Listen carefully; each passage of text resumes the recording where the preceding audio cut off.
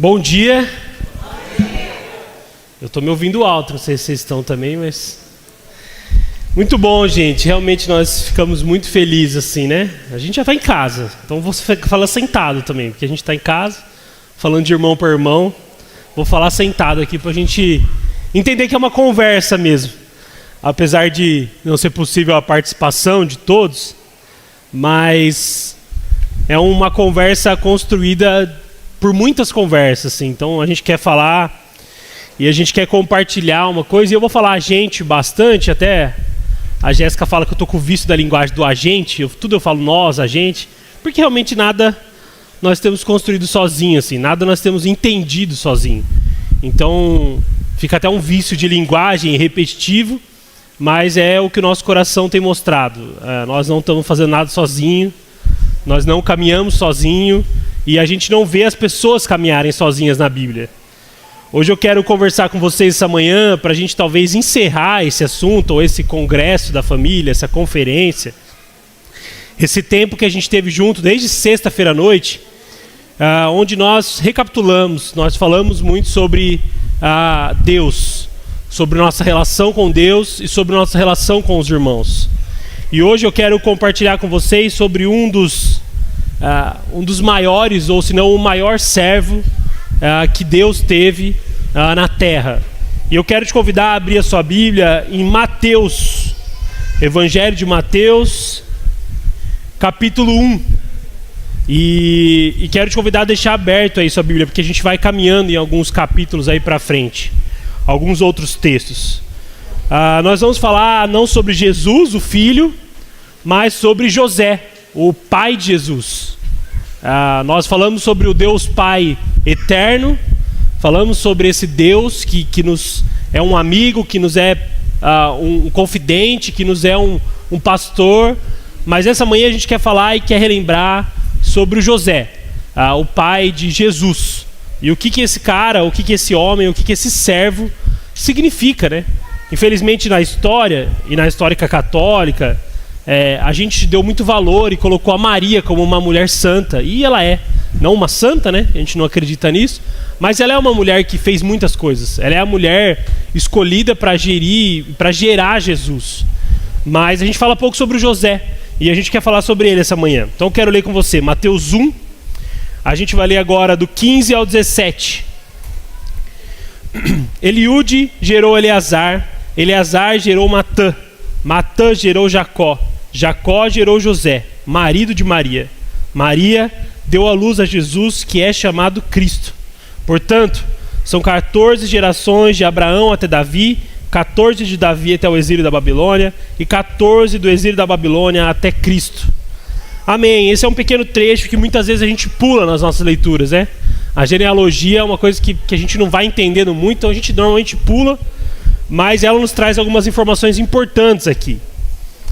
Importante a gente relembrar quem era José e quem era Maria e as profecias que vinham com Jesus. O Jesus Messias viria, e ele é prometido, e você pode ver no Antigo Testamento várias vezes anunciando a vinda desse Jesus, anunciando a vinda desse Salvador. E por certo momento lá no Antigo Testamento nós temos a profecia de que Jesus deveria ser filho da tribo de Davi. Ele deveria vir da descendência de Davi, da tribo de Judá. E se ele fosse somente filho de Maria, ele não seria dessa tribo. Maria era da tribo de Levi. Não sei se vocês lembram, mas ela tem a prima Isabel, que o marido é um levita e participa ali do Sinédrio. Então Maria não vinha dessa tribo e essa promessa não se cumpriria. Mas quando José é chamado como marido ou como pai desse Jesus, ele ressignifica isso. Nós falamos sobre essa palavra do ressignificar. E a gente pode ler esse texto um pouquinho para frente, aí no versículo 18. Continuamos em Mateus 1, agora a gente continua o texto no versículo 18. Foi assim que nasceu Jesus Cristo. Maria, sua mãe, estava prometida para se casar com José. Antes do casamento, porém, ela engravidou pelo poder do Espírito Santo. José, seu noivo, era um homem justo e resolveu romper a união em segredo, pois não queria envergonhá-la com uma separação pública. Enquanto ele pensava nisso, um anjo do Senhor lhe apareceu em sonho e disse: José, filho de Davi, não tenha medo de receber Maria como esposa, pois a criança dentro dela foi concebida pelo Espírito Santo. Ela terá um filho, e você lhe dará o nome de Jesus, pois ele salvará teu povo dos seus pecados. Tudo isso aconteceu para uma profecia se cumprir. Olha que curioso, a gente às vezes não entende muitos detalhes da Bíblia, mas a partir do momento que José aceita isso, e ele adota Jesus como filho, porque é uma adoção, né? Não é um filho dele, não foi uma relação entre José e Maria que gerou esse filho, foi o Espírito Santo. Então José recebe essa missão, entende isso, e é muito legal os termos que Mateus vai colocando aqui. Provavelmente Mateus não conheceu Jesus, não conheceu José, porque José, num certo período da história, ele para de aparecer, né? A história vai dizer que ele morreu, ainda Jesus era novo. A última vez que ele aparece, Jesus tinha 12 anos. E aí em todo esse período, até os 30, que ele começa o ministério, José não tem mais relatos. Então provavelmente o Mateus não conheceu o José, mas Mateus relata José com algumas características. Homem justo, versículo 19, ele era um homem justo que resolveu honrar a sua esposa, que resolveu honrar ela em silêncio, saindo desse casamento que eles iriam começar, para que ela não seja expulsa, ela seria expulsa da sociedade, da onde ela estava, porque ela teve uma relação com outra pessoa. E aí talvez aqui pelo Espírito seria difícil explicar isso, né? Que ela teve uma relação, ou que ela teve um bebê gerado pelo Espírito Santo. E aí José adota Jesus. E não sei se você sabe, mas na fé judaica e no povo judeu, era muito construída pelos homens, pelos patriarcas. Então a gente vê no Antigo Testamento, falando sobre os patriarcas, a gente tem mulheres que fizeram grandes coisas, a gente tem mulheres que viveram isso, mas a fé judaica e a Bíblia, por ter sido escrita nessa época, ela fala muito sobre os homens, sobre essa questão do masculino. E na verdade a gente tem tentado entender muito sobre isso, porque quando a gente fala sobre o homem, a gente não quer excluir que existam as mulheres, de forma alguma, elas são muito importantes. Na verdade, posso dar meu testemunho, que se não fosse a minha esposa, eu não estaria aqui. Eu acredito que Deus poderia me salvar de outras formas, mas foi ela que segurou, foi ela que orou por mim, foi ela que me segurou muitas vezes que eu ia cair. Então as mulheres são muito importantes e a gente não está desmerecendo elas aqui, mas nós estamos falando sobre o José, um homem que realmente Deus confiou. E é muito legal isso, porque a gente vê lá atrás a história e podemos observar que Deus confiou a Moisés o seu povo. Depois Deus confiou a Davi os tronos, o reino. Para os profetas Deus confiou as suas palavras, e para os discípulos Deus confiou a sua mensagem. Mas só para José ele confiou o seu filho, o filho que estava com ele, que foi ele desde o começo do mundo. A Camila relembrou isso aqui pra gente. No Gênesis é tudo no plural, não tem nada no singular. Então o Jesus já estava lá. Jesus já era parte disso. E vão dizer, tem uma frase de um pastor muito conhecido, nosso amigo, que fala que antes de Deus falar haja luz, ele disse haja cruz. Porque já estava escrito isso, já era a história. Então Jesus já era alguém que deveria vir e era um prometido, mas quem iria cuidar desse Jesus? Quem iria cuidar desse bebê? Por vezes a gente acha que Jesus já nasceu adulto e já nasceu sabendo fazer um monte de coisa, que ele era um super gênio que já falava com 6 meses de idade. Mas não, Jesus viveu os processos de uma infância. Jesus também chorou, Jesus também bateu o pé na quina do banco e chorou. Jesus também teve suas dificuldades. Jesus também ficou brincando de carrinho enquanto os profetas ensinavam. Jesus também jogou bola. Então a gente às vezes quer colocar Jesus num pedestal muito grande de quem ele foi sempre santo. E a Bíblia também não nos informa tanto sobre isso, mas é impossível a gente pensar que Jesus foi uma criança. Foi uma criança que fez suas necessidades, que teve sua fralda trocada, que teve cólica. A Maria não tinha um super leite que já desenvolveu o menino, não. Ela era uma mãe, ela era uma mulher normal. Então, quem iria cuidar desse filho? E aqui a gente vê José. Então José é um homem que Deus pode confiar o seu próprio filho. E para mim já vem a primeira pergunta que eu quero deixar para você nessa manhã. E talvez aqui a gente não vai responder muitas coisas, mas a gente quer deixar algumas coisas que incomodem o seu coração durante os seus próximos dias, durante sua vida. Será que Deus pode confiar em você como pai dos filhos que ele te entregou? Será que ele pode confiar em quem ele está entregando nas suas mãos, como quem vai induzir, quem vai ensinar os seus filhos de uma maneira correta? Será que Deus pode olhar para você e falar: esse é meu servo, vou dar um filho difícil para ele porque ele tem fé e ele vai dar conta de fazer isso? Porque muitas vezes a gente acha que os filhos diferentes, os filhos mais ativos, são quase que uma coisa ruim que Deus entregou. Mas por outro lado, eu tenho tentado pensar isso.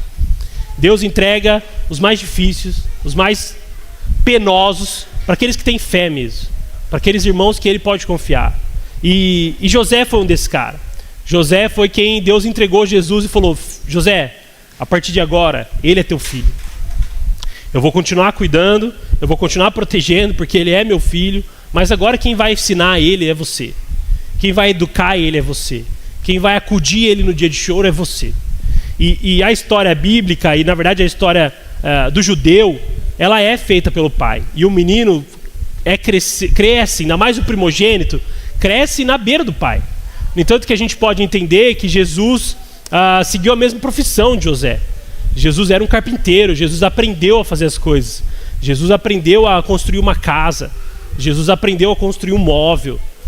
E a gente às vezes confunde, um parênteses importante, às vezes confunde com marceneiro, né? A gente achava que Jesus fazia só por coisa de madeira, mas não, o carpinteiro fazia a casa inteira. Era quase uma mistura do pedreiro, marceneiro, era fazer um pouquinho de tudo. E Jesus aprendeu isso. E provavelmente Jesus foi com José aprendendo e foi sendo ensinado. E olha que legal quando a gente vê um pouco mais sobre a fé e sobre realmente quem José era. Continua aí a sua Bíblia lá em Mateus 2. E a gente vai ler agora o versículo 13. Depois que Jesus nasceu, José aceita, e você conhece a história, e talvez daqui a pouco a gente vai relembrar essa história por causa do Natal. A gente vai lembrar da manjedoura, a gente vai lembrar que foi muito difícil esse nascimento de Jesus. Mas depois que Jesus nasceu, existe mais uma conversa com José. Versículo 13. Depois que os sábios partiram, um anjo do Senhor apareceu a José em sonho. Levante-se, disse o anjo. Fuja para o Egito com o menino e sua mãe. Fique lá até eu lhe dizer que volte, pois Herodes vai procurar o menino a fim de matá-lo. Naquela mesma noite, José se levantou e partiu com o menino e Maria, sua mãe, para o Egito, onde ficaram até a morte de Herodes.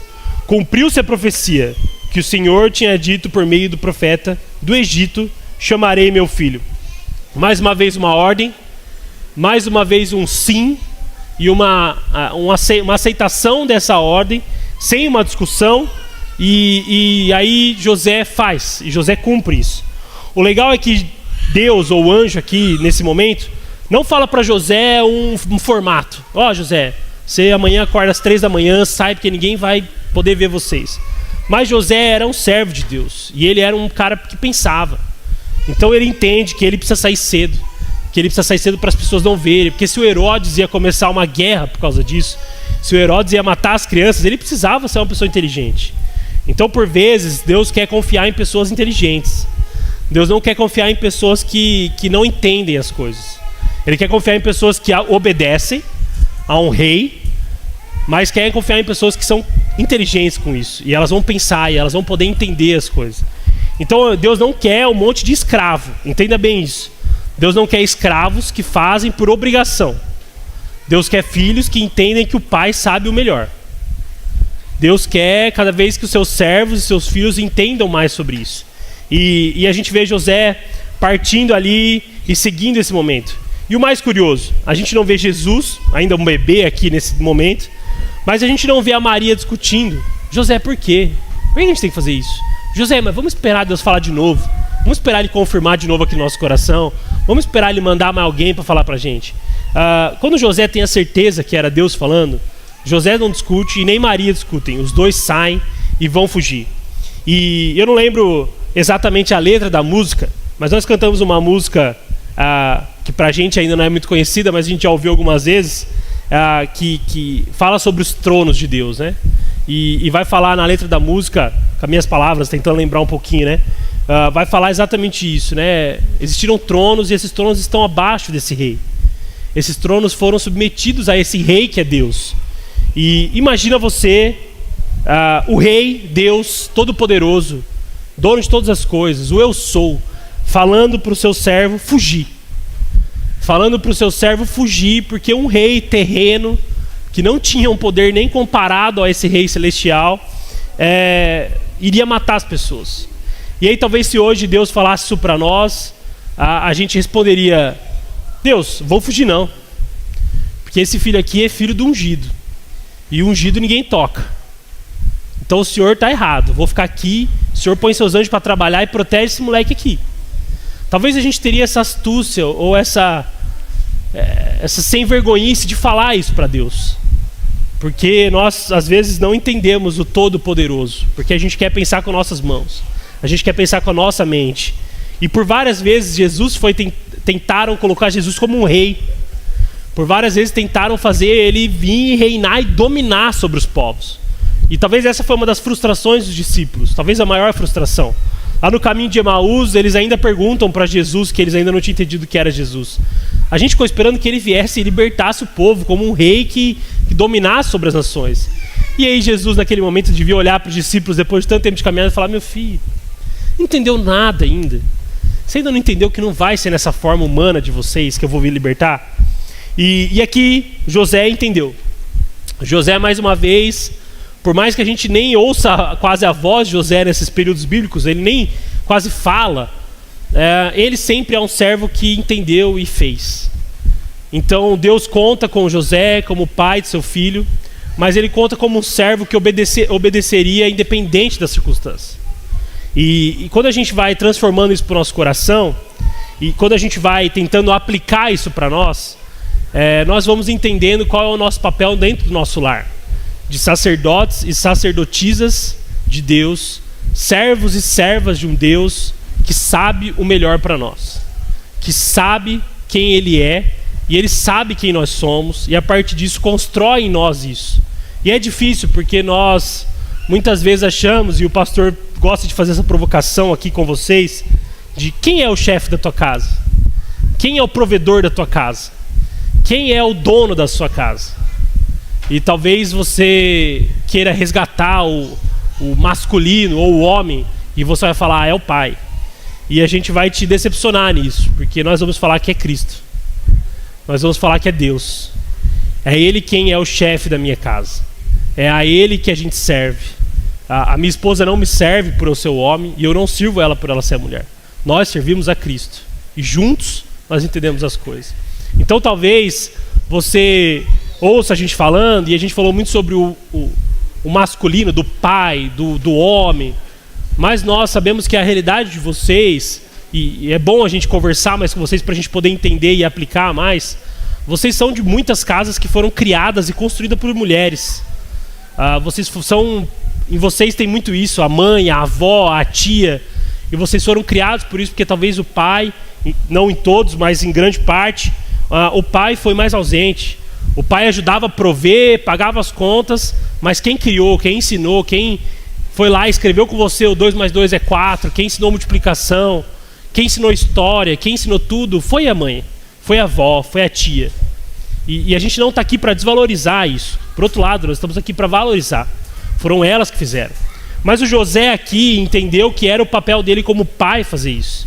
Era o papel dele ensinar o seu filho a aprender todas as coisas. Mais uma vez, a gente acha que Jesus já nasceu com o chipzinho formado e sabia todas as coisas. Mas não é assim. Eu não sei se você lembra lá do Matrix, quem assistiu Matrix, já é um filme de 2000, né? Que eles queriam aprender a pilotar um helicóptero. Aí vinha tudo, aprendia e já saía pilotando helicóptero. Jesus não foi assim. Jesus viveu os processos. Então Jesus foi ensinado por José. O José era um judeu. O José era alguém que aprendeu a Torá. O José é alguém que foi ensinado. Ele não virou um discípulo, ele não virou um mestre na lei, mas ele sabia, ele foi ensinado. E ele ensina isso para os seus filhos. E aí é mais uma coisa que nós precisamos resgatar no nosso coração. Nós ainda achamos que a educação dos nossos filhos, que a educação dos nossos sobrinhos é para a escola, ou é para a escola dominical. E tem as tias na igreja que vão ensinar nossos filhos. Mas nossos filhos vão aprender no nosso dia a dia, meu irmão e minha irmã. Nossos filhos vão aprender na nossa casa. Eles vão aprender com nossos exemplos, eles vão aprender com nossos ensinos. Então, se a gente não sentar e se a gente não conversar com nossos filhos, se a gente não explorar mais a matemática, o português, a história, a geografia, eles vão ter muitas dificuldades. Eles vão precisar de uma professora de reforço. Eles vão ficar apanhando lá a vida inteira para entender essas matérias. E muito mais quando a gente fala sobre a Bíblia. A gente lá na DOCA tem um ministério infantil, chama Doquinha, né? Que é para as crianças. E a gente tem esse ministério muito forte, é uma das coisas mais fortes para a gente lá, o ensino das crianças. E eu entendo muito a ideia desse ministério. Mas também eu falo isso para as professoras, para os professores, pastores e pastoras. Vocês ficam 40 minutos com essa criança na semana inteira. No máximo 1 hora, quando é o Dani que prega, e é mais demorado. Então assim, vocês ficam pouco tempo com essas crianças, vocês vão ensinar sobre a Bíblia. Mas se os pais não ensinarem, não adianta. Se os pais não mostrarem para os filhos o que tem que fazer, não adianta. Se você não mostrar para o seu filho adotivo que você adotou, que você talvez não adotou no papel, mas adotou como seu filho de vir para sua casa, trazer para sua casa, compartilhar a vida, não vai fazer sentido. Então nós falamos aqui sexta, sábado de manhã, sábado à noite, sobre essa questão do exemplo, sobre essa questão da identidade, que entendendo que somos filhos, precisamos viver e ensinar os nossos irmãos. Precisamos viver e ensinar. E José aqui tem isso claro. José aqui não existe dúvida no coração dele sobre isso. Ele ensina Jesus. Ele vai ensinando Jesus. E talvez uma coisa que seria bom a gente resgatar é porque eles fazem um outro movimento que a partir dos 12 anos já é um adulto. A gente está às vezes infantilizando mais essas crianças, né? Hoje a psicologia vai entender o adolescente até os 24 anos. Na minha época era até os 18. Hoje até 24. Então eu quase estou na adolescência ainda, né? Tem hora que eu penso, falo, tá mais perto da adolescência do que a idade, o velho. Mas olha que curioso, como a gente foi atrasando alguns processos. E a gente olha aqui na história e a gente esquece que a Maria provavelmente tinha essa idade, 14 anos, 13 anos. A gente acha que a Maria já era uma mulher formada, 25, 30 anos. Mas a Maria era uma adolescente. E consequentemente o José não devia ser muito mais velho. E eles assumem essa responsabilidade de serem pais de Jesus. Pais do tão prometido que viria para salvar e libertar o povo. A história continua um pouco. E quando José entendeu que Herodes morreu, ele vai voltar para Belém. Versículo 19, Mateus 2. Quando Herodes morreu, um anjo do Senhor apareceu em um sonho e José no Egito. Levante-se, disse o anjo, leve o menino e a mãe de volta para a terra de Israel, pois já morreram os que tentavam matar o menino. Então José se levantou e se preparou para voltar à terra de Israel com o menino e sua mãe. Soube, porém, que o novo governador da Judéia era Arquelau, filho de Herodes, e teve medo de ir para lá. Depois de ser avisado em sonho, partiu para a região da Galiléia. A família foi morar numa cidade chamada Nazaré. Cumpriu-se de modo que os profetas haviam dito, que Jesus seria chamado de Nazareno. Veja os detalhes desse texto. Mais uma vez, José é acordado por um anjo e o anjo dá uma ordem para ele. E ele deveria ir para um lugar, voltar para onde ele estava. E aqui não tinha mais a urgência da morte. Eles só deveriam voltar. Então José não acordou de madrugada. Ele esperou o dia amanhecer, acorda, levanta, vamos lá, Maria, vamos lá, Jesus, vamos voltar para a terra. A caminho disso, ele descobre que esse Arquelau começou a reinar. E a história vai dizer que esse Arquelau era bem pior que Herodes. Era bem pior, era um rei muito mais tirano, um rei muito pior, muito mais violento. E fala aqui que ele teve medo de ir para lá. E eu fico imaginando como foi essa noite, porque teve uma noite aí entre a ida, né? Como foi essa noite? Será que José mandou uma mensagem ou entrou lá na sua tenda e falou, Jesus, falou, Deus, será que é o certo a gente voltar para Belém? Será que é o certo a gente voltar para lá? Tô sabendo aí que esse rei é pior. O que a gente faz a partir de agora? O que a gente faz?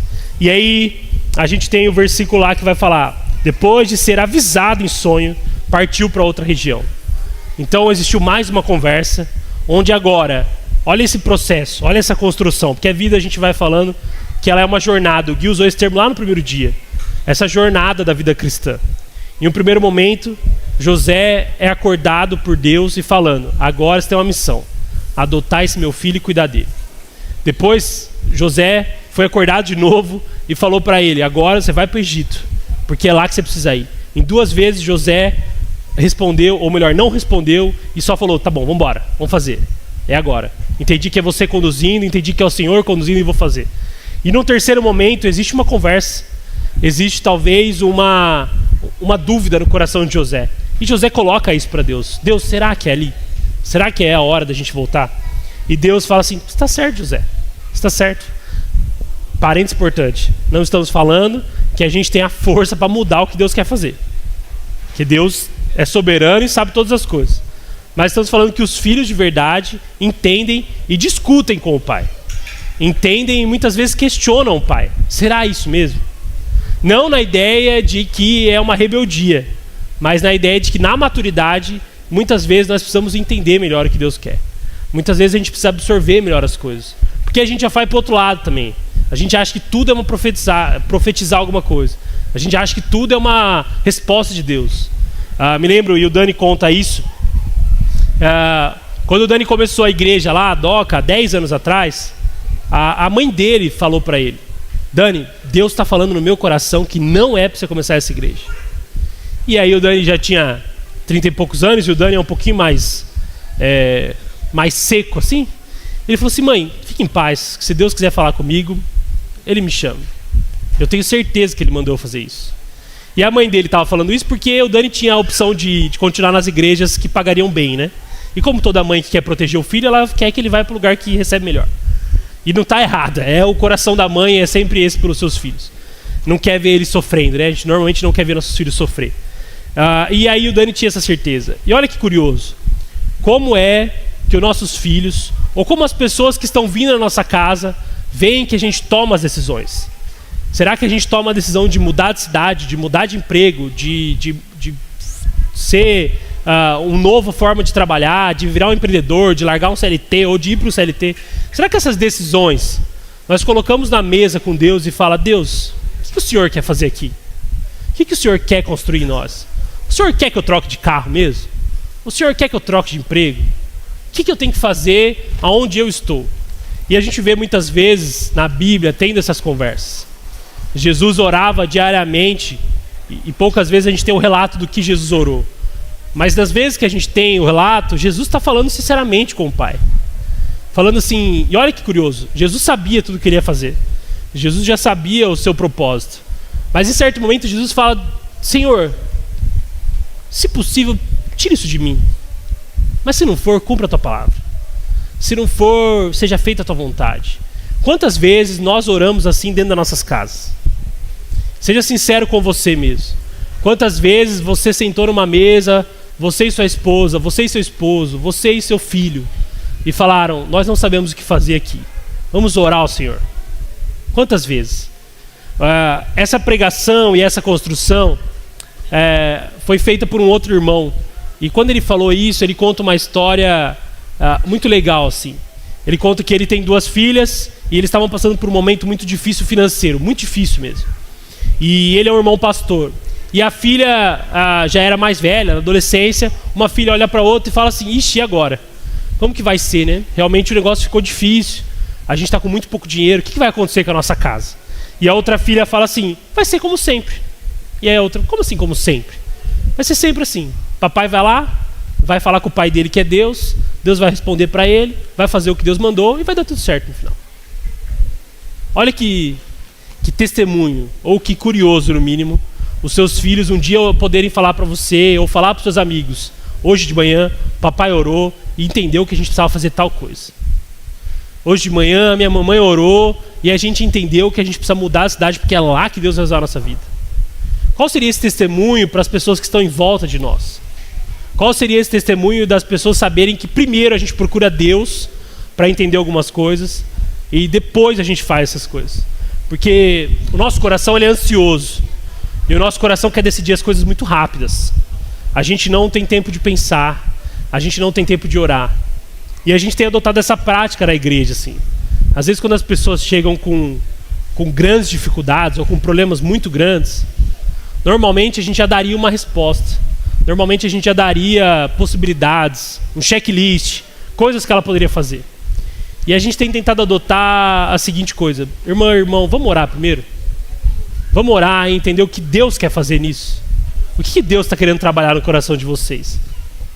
E por vezes a gente vê isso com José e seu filho, Jesus. A gente vê ele ensinando, e a gente vê ele orando, e a gente vê ele ouvindo Deus. E para ele não existe dúvida se era para lá ou para cá. Para ele existe clareza. Para ele existe um Deus que com certeza cuidaria. E o convite para você nessa manhã, o convite para você nesses 3 dias, na verdade, é que a partir desse momento onde nós nos entendemos como filhos de Deus, o que isso transforma na nossa vida? O que isso altera em tudo que a gente está fazendo?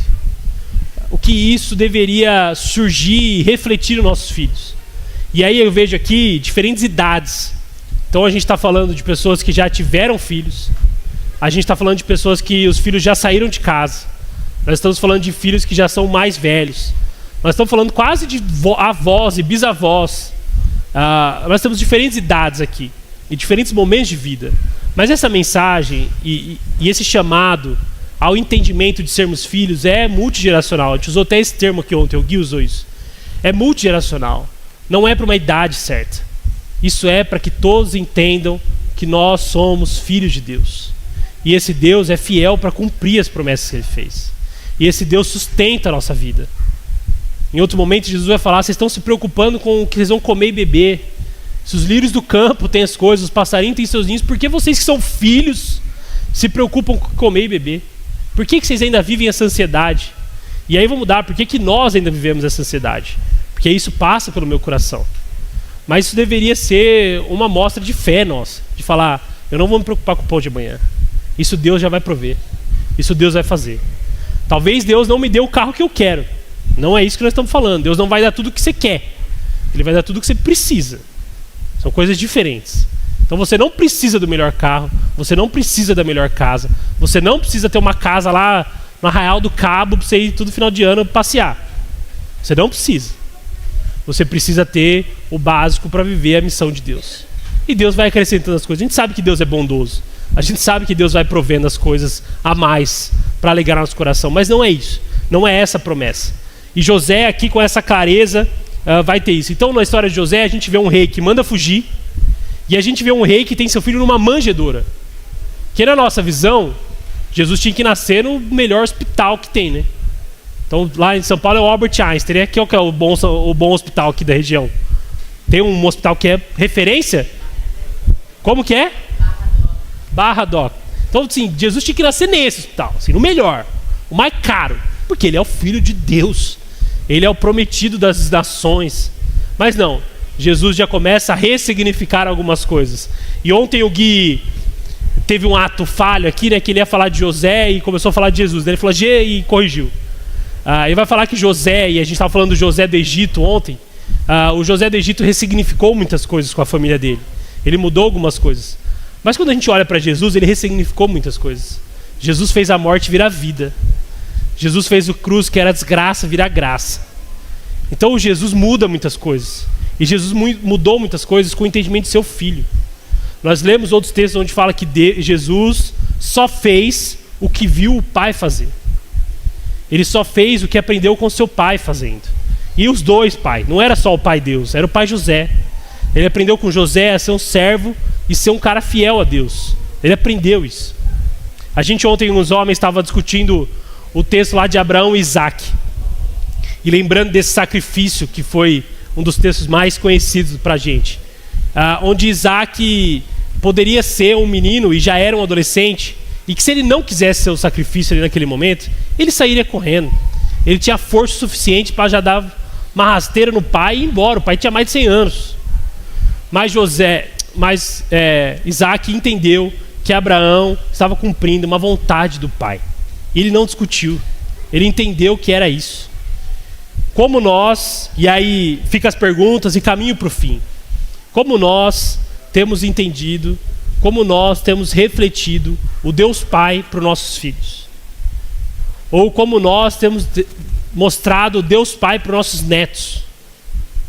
Ou para os nossos afilhados. Eles ainda veem uma pessoa que discute com Deus, que quer saber qual é o melhor para que seja melhor para mim e não para Deus. Ou eles veem uma pessoa que obedece o Pai.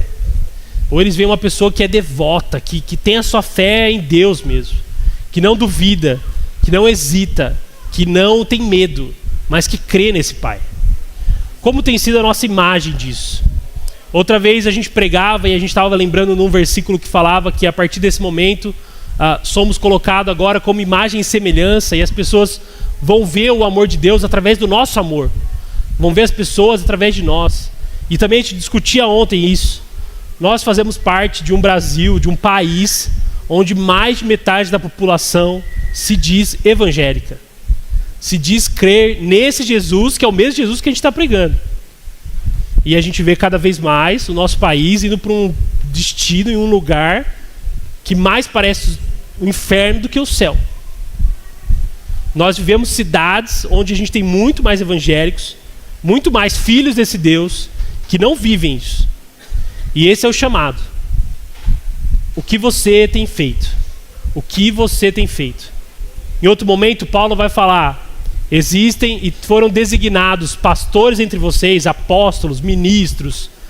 Mas em nenhum momento Paulo vai falar: e foi um monte de gente colocado como ovelha no banquinho sem fazer nada. Não existe esse ministério. O ministério de quem só ouviu. O ministério de quem só ouve e vai embora e vive normal. O ministério que nós somos chamados é o filhos que representam o reino de Deus. E o convite para você nessa manhã, o convite para você nesse final de semana é exatamente esse. Que nós cada vez mais possamos entender. E aí um termo que ficou ruim pelos pentecostais, mas que a gente possa cada vez mais tomar posse de quem nós realmente somos. Que a gente possa entender que somos filhos de Deus. E a partir disso nós precisamos refletir o Cristo. As nossas ações não podem ser ações que parecem Satanás. Tem que ser ações que parecem Cristo. Então existe para nós essa missão e essa responsabilidade. Essa responsabilidade de falarmos sobre família, pensando nos nossos irmãos. Ontem ainda, e para finalizar mesmo, ontem lá compartilhando com os homens, não vou expor quem falou isso, mas um irmão falou assim, a gente estava vivendo esse momento da infância e muito preocupado com o leite, que estava acabando o leite que a gente tinha para dar. E uma lata do leite custa R$90, R$80. E era um fim de mês e sem dinheiro, eles ficaram preocupados com isso. O que a gente vai fazer? E na hora eu pensei assim, como que um irmão está preocupado com R$90? Por quê? Por que ele está preocupado? Você acha que o irmão que estava do lado, ou o teu irmão que está do seu lado, não tem R$90 para te emprestar hoje? E talvez se ele não tem 10, para o outro irmão completar com mais 10 e a gente completar um leite novo. Não deveria ser uma preocupação nossa isso. A gente não deveria estar preocupado com o leite de amanhã dos nossos filhos. A gente deveria estar preocupado com quem nossos filhos vão se tornar. Com quem nós vamos poder usar e ser usado por Deus para transformar nossos filhos. Nossos filhos têm um propósito. Nossos filhos têm o propósito de fazer alguma coisa além do que nós fizemos. De onde a gente não foi, de chegar onde a gente não chegou. De estudar mais do que a gente estudou. Por mais que a gente está focado em ter bons estudos, a nossa geração quis estudar e teve a oportunidade de estudar. O Ramiro fica brincando, meu currículo tem 3 páginas, e é uma bênção isso, é uma alegria. Mas a gente entende que a Maria vai ter 10. E ela só vai ter 10 se o Ramiro e a Nathalie ajudarem ela nisso. Se o Ramiro e a Nathalie construírem esse ambiente para ela. Porque ela vai crescer num ambiente de amor. Eu vou usar o exemplo deles porque eles são os mais próximos e eles gostam de se expor, a gente vai se expondo junto. Mas em amor, presta atenção nesse exemplo. Nossos filhos precisam construir e serem construídos em Cristo. Não é nas nossas vontades. Muitas vezes a geração antiga tinha essas vontades. Queria que meu filho fosse engenheiro. Queria que meu filho fosse médico. Queria que meu filho fosse militar. E meus pais sempre foram cristãos, sempre, né? Desde que eu nasci eles são cristãos, evangélicos. E quando eu cheguei e falei para minha mãe, mãe, entendi Deus, vou para o seminário. Ela quase infartou. Porque ela falou assim, meu filho, eu queria que você fosse um filho de Deus, mas fosse um engenheiro rico. Você vai ser pastor pobre, filho. Você vai ser pastor e vai ficar a vida inteira ganhando um salário baixo. Porque não é o pastor da televisão que chega de helicóptero. A gente não vai ver isso, né, pastor? A gente não vai chegar de helicóptero na igreja, meus irmãos. Não é a nossa vocação. Mas olha que curioso, minha mãe, que sempre foi cristã, ela sempre entendeu. E ela me ensinou, ela foi minha professora de EBD, de escola bíblica. Ela foi professora da reunião de adolescentes, ela foi. E eles me ensinaram a vida. Mas quando Deus falou pro filho dela, filho, vem, vamos ser um pastor. Ela quase teve um infarto. Foi difícil construir isso. Mas por outro lado, eu já estou pastoreando lá na DOCA há pelo menos 4 anos. Mas ano passado a gente esse ano a gente oficializou isso com uma ordenação. E minha mãe estava lá. E aí, eu vou chorar, mas tá bom. E minha mãe estava lá. E foi muito legal, assim, a gente fazer essa ordenação. A gente acabou ordenando o Gui, a Camila, eu, a Jéssica, mais um casal, como pastores da comunidade. E minha mãe estava lá e na oração a gente se ajoelhou, ela colocou a mão sobre minha cabeça. E no fim ela pediu para falar. E aí eu já estava emocionado e aí piorou, né? Ela quis falar ainda. Eu falei, mãe, se só tivesse abraçado já ia ser difícil. Você quer falar? E ela falou isso. Quando o Rafa falou que ia para um seminário, eu duvidei. Eu duvidei que daria certo. Eu duvidei que ele seria um pastor. E quando eu olho e testemunho o que ele fez com vocês, o que ele tem construído com vocês, isso é uma resposta de Deus e um acalento para minha alma. Porque eu entendo que meu filho não vai ser rico. Isso ficou para minha irmã está ganhando dinheiro, é ela que vai sustentar nós. Mas é meu filho que vai sempre trazer a palavra. É meu filho que vai trazer o direcionamento. É meu filho que vai falar com Deus e vai entender o que a gente tem que fazer. E olha essa responsabilidade. Isso é uma coisa que nos deveria encher o coração.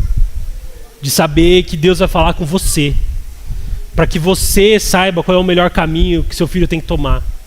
E que não seja pela sua vontade, que não seja pelo seu orgulho, mas que seja no fim para edificar e glorificar o nome de Deus. Então nós precisamos aprender isso, nós precisamos entender isso. Nossos filhos são filhos de Deus. E agora eu posso falar nossos, que a gente está para chegar. Antes eu falava sem estar na propriedade de falar. Mas eu preciso fazer essa oração.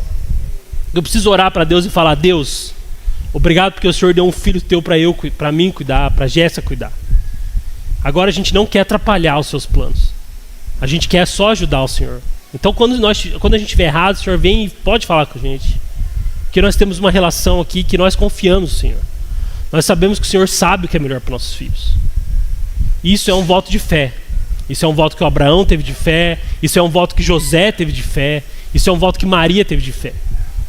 A Maria, por vezes, tentou dar uma acelerada em Jesus, né? Não sei se você lembra lá do primeiro milagre que Jesus faz no casamento. Acaba o vinho e a Maria fala assim, gente, tranquilo, Jesus aqui, piscar de olhos, ele pode resolver esse problema. E ela chega lá, filhão, acabou o vinho, ajuda aqui nossos irmãos. E aí Jesus responde, mãe, não chegou minha hora ainda, calma. Por outro lado, ele é submisso. Ele é o Jesus, o Salvador, mas ele ainda recebe a ordem da mãe. Ele ainda cumpre o que a mãe falou. E ele vai lá e transforma a água no vinho. Olha que curioso isso. Jesus já tinha 30 anos. Talvez ele poderia ter respondido para a mãe, mãe, vai dormir, deixa que daqui a pouco eu resolvo. Fique em paz. Ele poderia ter dado uma resposta mal educada. Mas Jesus fala, mulher, ainda não é minha hora, mas, como você é a mamãe querida, vou ali fazer. E vou resolver isso. Olha como Jesus vai tratando seus pais. Olha como Jesus vai fazendo isso. Por mais que a gente não tenha muitos relatos disso, se a gente se apegar aos detalhes, a entender realmente como seus pais foram usados e como seus pais foram ensinados, a gente vai poder ver que Jesus se tornou quem ele é por causa desses pais. Jesus era 100% homem, 100% Deus, ninguém está discutindo isso. Ele tinha o Deus celestial como pai e esse Deus conduziria o caminho, mas Deus confiou em 2 humanos. Porque também Jesus podia chegar com 30 anos e já morrer na cruz, acelerar o processo, se era essa a missão. Mas não, ele vive os processos, ele vive os tempos. Então o convite, mais uma vez para você nessa manhã, é entendendo que você é filho e filha de Deus. Como tem sido as suas conversas com sua família, como tem sido as suas conversas com o seu Pai Celestial e como tem sido as decisões que vocês tomam. Como tem sido os caminhos que vocês têm trilhado. Tem sido debaixo da vontade de Deus ou tem sido debaixo da rebeldia do seu egoísmo? Como tem sido essas decisões? Ainda é tempo de você conversar com Deus e reorganizar a sua vida. Mesmo para os que estão velhos, mesmo para o irmão aqui que tem 94 anos, ainda dá tempo de sentar, orar e falar assim: Deus, talvez minha vida está acabando, mas dá tempo da gente fazer um monte de coisa. Bora. O que o Senhor quer que eu faça? O que eu ainda não fiz? Para onde eu ainda não fui? A que lugar o Senhor precisa me levar? E ali ser vocação para isso. Nós temos falado muito sobre isso. Aonde a gente estiver, nós somos enviados por Deus. Então talvez você foi para um hospital. E talvez você ficou alguns dias no hospital. Irmão e irmã, você teve um problema de doença, mas você tinha que encontrar alguém lá. Então talvez Deus vai te mandar uma provação das mais difíceis. Deus vai acontecer na sua vida uma das coisas mais difíceis. Mas dentro desse barco turbulento, você precisa encontrar alguém. E você precisa ser Jesus em algum lugar que ainda ninguém foi. Então que Deus use sua vida para isso.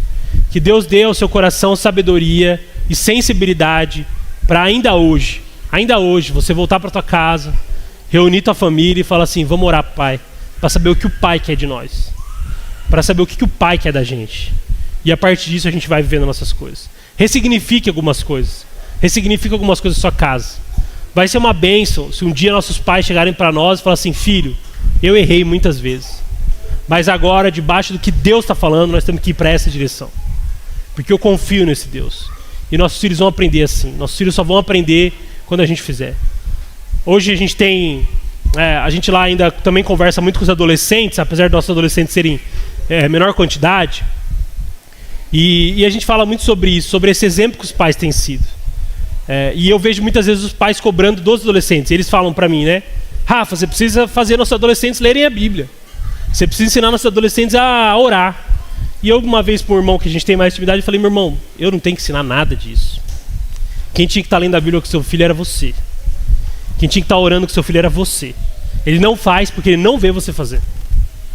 Ele não faz porque ele não vê você fazer. Então você precisa fazer. Lógico que eu vou fazer aqui como um pastor, como um amigo deles. Mas quem precisa ensinar isso é você. É você e sua esposa. É você que vai ensinar isso para eles. Então, mais uma vez, o chamado é esse. Para que você faça. Ontem eu falei isso. Não fique esperando o pastor vir aqui fazer. Não deixe a sua única oração para a semana ser quando o pastor pede para você orar em silêncio. Não deixe para a sua única leitura da Bíblia ser quando a gente abre a Bíblia aqui na pregação. Faça isso na sua casa. Você é filho. Você é filha. Você ainda está descobrindo isso? Bênção. Vamos caminhar junto. É para isso que serve o discipulado. Então, se você tem dificuldade em ler a Bíblia, junta com um irmão que tem dificuldade também e juntos vocês se esforçam nisso. A gente não está pedindo para vocês lerem a Bíblia aqui em comunhão dos 70, 80 adultos, mas ache alguém para caminhar com você. Nós fizemos esse desafio para os adolescentes ontem e eu faço isso para os adultos hoje. Nós precisamos ter alguém que nos anime a fazer isso. Então, se você tem dificuldade, junta com mais alguém. Cria esse propósito de leitura. Cria esse propósito de oração. Para que vocês saibam que todo dia, a tal hora, vocês vão se reunir online, por telefone, presencial, de qualquer forma, para orar e ler a Bíblia junto. Seria uma bênção se fosse dentro da sua casa, você e sua esposa, você e seu esposo, você e seus filhos. Mas se você ainda tem dificuldade, faça isso com o irmão. Tenho certeza que o pastor está à disposição para você fazer isso. Mas aí também a gente fica jogando tudo para o pastor, né? A gente precisa entender que nem todo mundo, ou o pastor não é a resolução de todos os problemas, gente. Vocês são filhos e vocês podem resolver esses problemas uns dos outros. Vocês são filhos e vocês podem suprir a necessidade do seu irmão que precisa de um leite de R$90. Vocês são irmãos. Vocês têm essa responsabilidade de cuidar dos outros. E eu fiquei pensando nisso. E aí, como aplicar isso para a nossa vida, né? E eu pensei muito nos meus irmãos. E a gente fala muito sobre família aqui. E aí, a Jéssica tem um pouquinho mais de dificuldade com o dinheiro. Assim, ela sofre mais pelo dinheiro. E eu falo para ela assim: Jéssica, tirando a brincadeira, mas a verdade nisso, como que eu vou ter dificuldade em pensar no dinheiro se eu tenho irmãos que podem me ajudar? Se eu tenho o Gui que ganha bem, se eu tenho a Camila que ganha bem, se eu tenho o Arthur e a Rei que ganham bem, por que eu vou me preocupar com o dinheiro, meu irmão? Não é a minha preocupação. A minha preocupação é ensinar meu filho quem Deus é. E deveria ser a sua. Deveria ser a sua também. Às vezes a gente está preocupado com o pão e a gente sai para trabalhar às 6 horas da manhã e volta às 10. Mas a gente tem que estar preocupado com o que nosso filho está ouvindo, com o que nosso filho está prestando atenção. Talvez nosso filho até aprenda que a gente é trabalhador e a gente é um homem justo. mas ele não vai ouvir de Deus não vai ouvir de Deus pela nossa boca, porque a gente está trabalhando, porque a gente não tem tempo para eles. Então assim, resgate isso no seu coração. Olhe sua agenda, olhe o seu tempo, como você tem investido na tua família. Olhe como você tem investido nos seus netos. Olhe como você tem investido nos seus sobrinhos. Chame eles para sua casa. Chame eles para sua casa para tomar um café da tarde bom, conversar sobre o que Deus tem feito, sobre testemunhar suas histórias, sobre contar tudo que Deus fez na sua vida. Às vezes o adolescente tem mais dificuldade de ouvir, mas você se esforça. Chama ele lá, põe empenho nisso, põe tempo nisso. Às vezes a sua vizinha está precisando ouvir. Às vezes o seu vizinho está precisando ouvir sobre o Deus que te libertou, sobre o Deus que te adotou como filho. Então se você, nesse final de semana, tinha dúvida ainda de quem era seu pai, a gente tem a certeza para te falar quem ele é. Ele é Deus. Então se você tinha dúvida, por favor, não saia com mais dúvida disso aqui. Se você pode aprender qualquer coisa aqui nesse final de semana inteiro, aprenda isso. Nós somos uma família. Nós temos um único pai. E vocês são meus irmãos e minhas irmãs. Então não tem como eu ver vocês passando uma necessidade e não querer vir ajudar. Não tem como eu ver vocês vivendo uma dificuldade e não vir ajudar. Tanto que em 2 anos, nem tem 2 anos, quando foi a primeira vez que o Daniel veio aqui? Um ano e meio atrás? Mais ou menos 1 ano e meio. Então em 1 ano e meio nós já viemos 3 vezes aqui. Então assim, é uma bênção, nós vamos continuar vindo, apesar da distância. Nós vamos continuar vindo, porque vocês são nossos irmãos. Vocês são mais um espaço da família da fé. E do mesmo jeito a gente quer que vocês vão para lá. Alguns irmãos tiveram a oportunidade de estar com a gente lá. O Ramiro foi para ficar 2 dias, ficou 7. Mas é uma bênção, nós vamos se alegrar nisso. O dia que você precisar, a nossa casa está à sua disposição. O pastor falou que a gente recebeu ele lá, e a gente recebeu ele lá com uma viagem. Ele ficou lá sozinho. A gente nem ficou lá, nós só fizemos uma pizza, no outro dia nós viajamos, e ele ficou lá sozinho.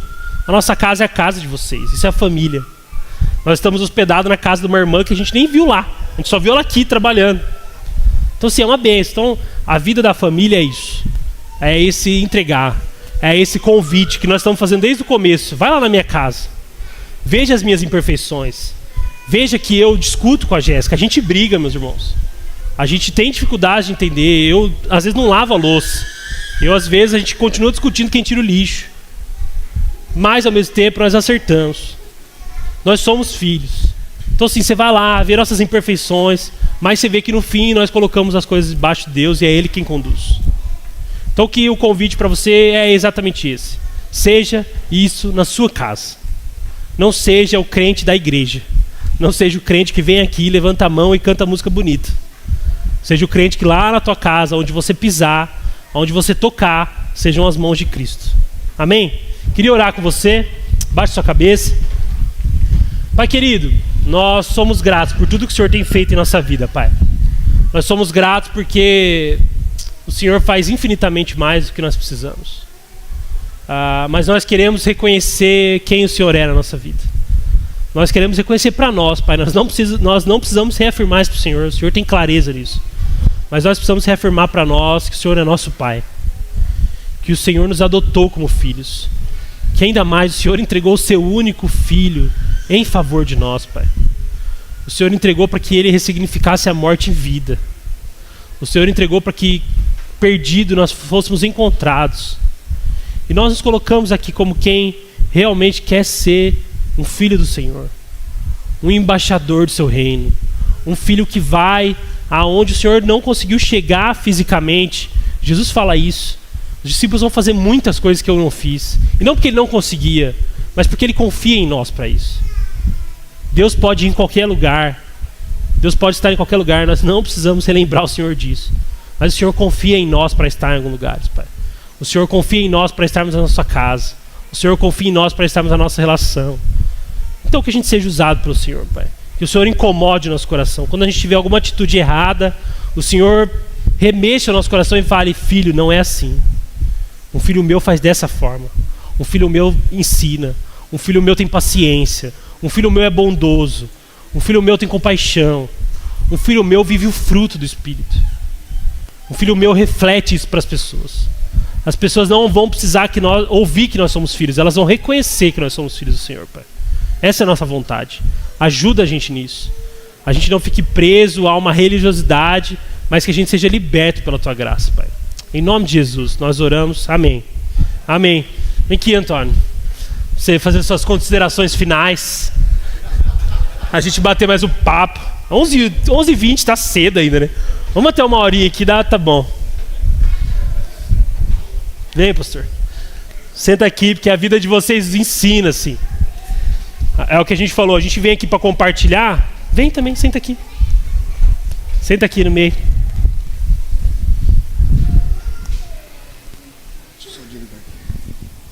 A gente está caminhando para o final. Quero, em nome de Jesus, assim, agradecer a Deus muito por sua vida. E dentro de tudo que ele falou aqui, fiquei ali meditando, tão gostoso. E me veio algumas histórias, algumas personagens na cabeça, né? Eu volto aqui a fazer essa pergunta: quem é que manda na sua casa? Quem manda na sua casa? Quem manda na sua casa? Essa pergunta você vai precisar responder. Por exemplo, o homem é um sacerdote da casa? Sim ou não, irmãos? O sacerdócio não é universal? Se o sacerdócio é universal, o homem é também, mas não é o sacerdote. Amém, irmão? Porque o sacerdócio é universal. Quem manda na sua casa? Quem manda na sua casa? Quem lembra da história de Rebeca, Isaac, Jacó e Esaú? Quem lembra aí da história? Quem lembra da história? Deixa eu te fazer uma pergunta. Rebeca foi golpista? Rebeca foi golpista? Rebeca foi manipuladora ao fazer o seu marido cego abençoar Jacó?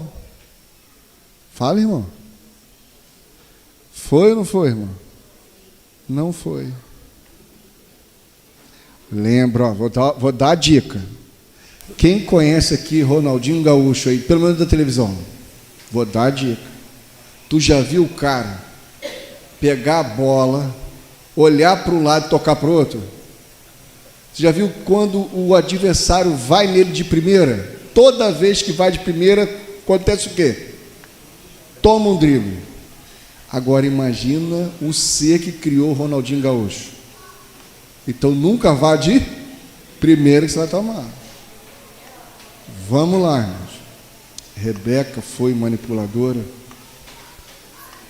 Vamos lembrar da história. Eu já aprendi com o pastor, toda pergunta que ele faz, você responde ao contrário do que você pensa, gente, que é mais fácil.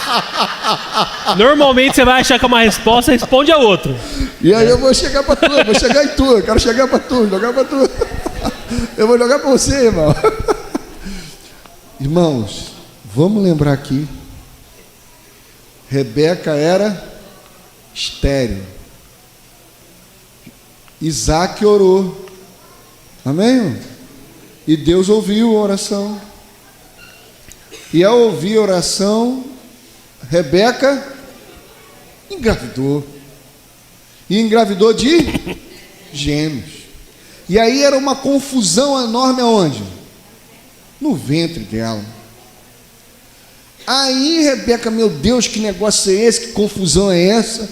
Aí Isaac orou de novo. O que Deus falou para Isaac que eu esqueci, gente? Hã? 2 nações estão aí no seu ventre.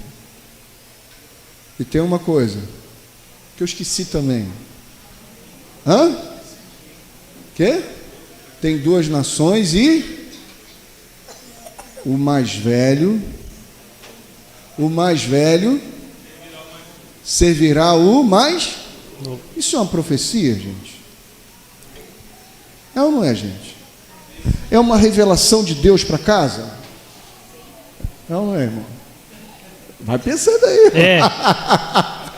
É uma revelação de Deus para casa? Amém? Ó, todos os filhos que são gerados são filhos de Deus. É uma revelação, não é? Sim. É. Não nasce mais filho do diabo. Amém, irmão? Amém. Só nasce filho de quem? Deus. De Deus. Por causa de quem? Por causa de Cristo Jesus. Isso é uma revelação. Então, qual é a primeira convicção que você tem quando você tem notícia que está grávida? Que está sendo gerado um filho de Deus. Deus. Amém? Então, o que é de Deus, todos os recursos, todas as provisões já estão lá. Então, eles precisam se preocupar com isso? Não. Amém? Amém. Até aqui estamos indo. Acompanhando aí. Vamos lá. A Bíblia diz que Esaú vendeu o seu direito de primogenitura por um. Ele abriu mão, negociou, desprezou, beleza. Isaac ficou cego. Cegueira na Bíblia é falta de entendimento, falta de não viver mais pela revelação, não vive mais pela revelação. Isaac ficou cego. Quem botou aquele marido para funcionar segundo o propósito da revelação? A mulher. Fala agora, irmão. Quem botou aquele marido para funcionar? A esposa. A esposa. Se a esposa escutasse Isaac, a profecia, aquela casa viveria de acordo com a revelação de Deus para eles? Não. Sim ou não? Não. Viveria ou não, irmão? Não. Vou te fazer a pergunta de novo então. Rebeca é manipuladora, irmão? Ou Rebeca, apesar dos seus artifícios humanos, estava se submetendo a uma revelação de Deus para a casa dela? Os irmãos estão entendendo? Sim. Faz sentido aí, não? Faz. Vê isso, vê se me corrige aí, cara. Não, faz sentido. Por que a gente está falando isso? Quem é que manda a sua casa? Vou falar uma coisa séria para você em nome de Jesus, irmão. Mulheres, se teu marido não lê a Bíblia, não medita, não anda em conselho,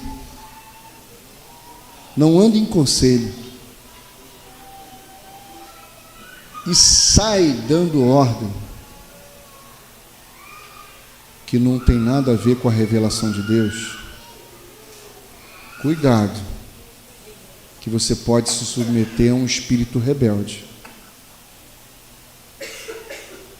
Maridos, se a tua mulher, apesar de mulher, não medita, não comunga, você não vê ela em oração, e ela sai mandando você, não, isso daí, isso aí. Cuidado, porque você pode estar submetendo a um espírito de rebelião. Quem é que manda na sua casa, irmão? Quem é que manda na sua casa? Quem manda na sua casa, irmão? Isso aí que você está dizendo, você disse com base no quê? Onde você leu isso na Bíblia, meu amor? De quem você ouviu isso? Isso foi depois de quanto tempo seu em oração? Isso foi depois de quanto tempo que você estava em oração que você veio trazer isso para a nossa casa? Você está entendendo o que a gente está dizendo? Isso tudo que ele foi falando foi me provocando isso no meu coração. A culpa é tua, irmão. Brincadeira. Os irmãos estão entendendo isso? Quem manda na sua casa, irmão? Quem manda? O sacerdócio é universal. Se você olhar horizontalmente a história de Rebeca, você vai achar uma mulher manipuladora, articuladora. Mas se você olhar a partir da profecia, ela estava trazendo aquilo que foi revelado da parte de Deus para a casa dela. O que está sendo trazido para a sua casa, irmão? O que tem sido levado para a sua casa? Esse acho que é o ponto. Uhum. Quem é que tem mandado aí na sua casa? Essa é a minha fala. E se você quiser comentar... Não, não vou estender não, mas é que sim, às vezes a gente não entende isso. E aí foi até legal ontem quando você fez os currículos, né? Quem que é o quê? Porque Deus tem um propósito para cada casa. Deus não tem um propósito só para os pastores. Deus não tem um propósito para algumas casas. Deus tem um propósito para todos os filhos. Então às vezes a gente se coloca no banco como alguém que só vem receber. Ah, beleza, Deus Pai, tá bom. Mas e aí? Então a gente esquece que Deus tem um propósito e uma missão e um lugar onde a gente deve estar para todo mundo, para qualquer irmão. Então esse sentimento de que nós precisamos fazer mesmo.